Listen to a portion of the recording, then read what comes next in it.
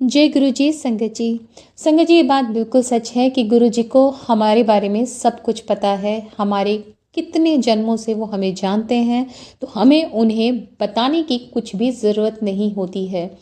आपने वो शब्द सुना होगा, बिन बोलिया सब कुछ जानदा। तो उन्हें सब कुछ पता है। तो संगत जी, जब संगत प्रथम दर्शन के लिए उनके पास आया करती, तो वो हमेशा यही चाहते कि इसका कल्याण मैं तब कर पाऊंगा जब ये मुझ पर भरोसा करेगा। तो वो भरोसा दिलाने के लिए गुरुजी तरह तरह की चीज़ें किया करते, ताकि संगत को ये लगे कि हाँ, इनके पास कुछ शक्तियां हैं और ये मेरा कल्याण कर सकते हैं। तो संगत जी, सत्संग है रघुवीर अंकल का, जो किसी के घर पर गुरु जी के दर्शन के लिए गए। वहां गुरु जी आए हुए थे, उन्होंने माथा टेका और उनकी जो पत्नी थी आंटी, उनसे बोलते हैं कि तू 2 दिन बाद मायके से आई है ना। एग्जैक्टली 2 दिन ही हुए थे। गुरुजी ने बोला 5 सूट लेकर आई है ना मायके से, जिसमें 3 प्लेन हैं और 2 प्रिंटेड हैं। आंटी सोचती हैं और कहती हैं हाँ, बिल्कुल सही कह रहे हो। तो गुरुजी ने कहा कि मेरे दर्शन आने से पहले तेरे हाथ में एक छोटा सा पर्स था, तू वो घर पे रख के आई है। आंटी ने कहा हाँ जी, क्योंकि आंटी ने कहा मैं पर्स ले जाकर क्या करूंगी, तो वो घर में रख के आ गई थी। गुरुजी ने कहा घर जाके चेक करना, उसके अंदर 382 रुपये हैं। तो संगत जी, इस तरह से उन्होंने पहले ही दर्शन में ये भरोसा दिलाया कि मैं तुम्हारे बारे में सब कुछ जानता हूँ। अंकल से कहा कि मैं तुम्हारे बारे में सब जानता हूँ, मुझे पता है। अंकल से पूछा आंखों को क्या हुआ। अंकल ने वही बताया जो डॉक्टर ने बोला था।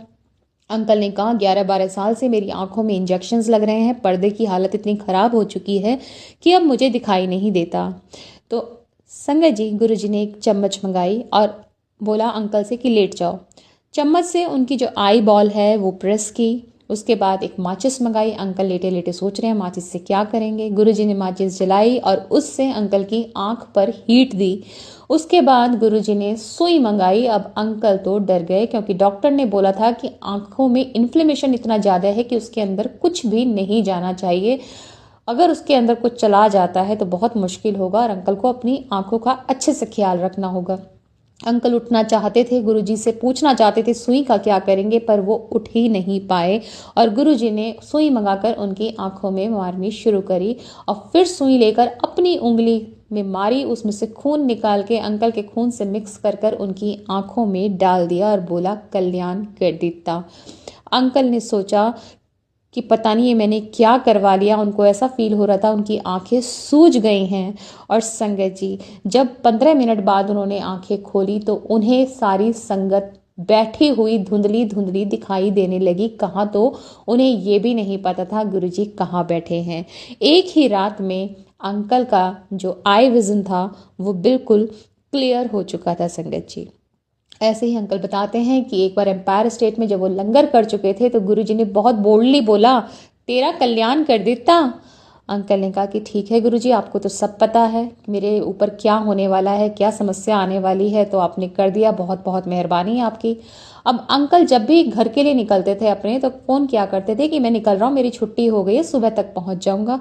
अंकल ने जैसे ही अपने परिवार को फ़ोन किया, वहाँ पता चला कि उनकी एक ग्रैंड डॉटर जो 2.5 साल की थी झूला झूल रही थी। उनके घर में सेंटर में वो झूला था और छतों पर कुछ ग्लास की शीट्स रखी हुई थी। जब आंधी बहुत तेज आई, वो सारी उड़कर झूले के पास आई और एक बच्ची 7-8 साल की, उस छोटी सी 2.5 साल की बच्ची को झुला रही थी। उसने झूला पकड़ के इतना कॉर्नर में कर दिया कि वो सारी शीट्स झूले से न टकराकर उसके नीचे गिर गई। जब शोर मचा, घर वाले आए, तब तक वो बच्ची वो झूला खींच कर पकड़े हुए थी। सबने पूछा कि तुमने ये झूला कैसे पकड़ा हुआ था, तो वो कहती है मुझे नहीं पता मैंने कैसे पकड़ा हुआ था। तब अंकल ने कहा ये था कल्याण जो मेरे गुरु ने किया। अंकल वापस गए गुरुजी के पास और उन्हें शुक्राना किया कि गुरुजी आपने आज बच्चे को बचा लिया। तो संगत जी, गुरुजी को सब पता है हमारी लाइफ में क्या आगे आने वाला है, तो सब कुछ उन पर सरेंडर कर दें और उन पर अटूट भरोसा रखें। वो जो करेंगे सब सही करेंगे। जय गुरु जी।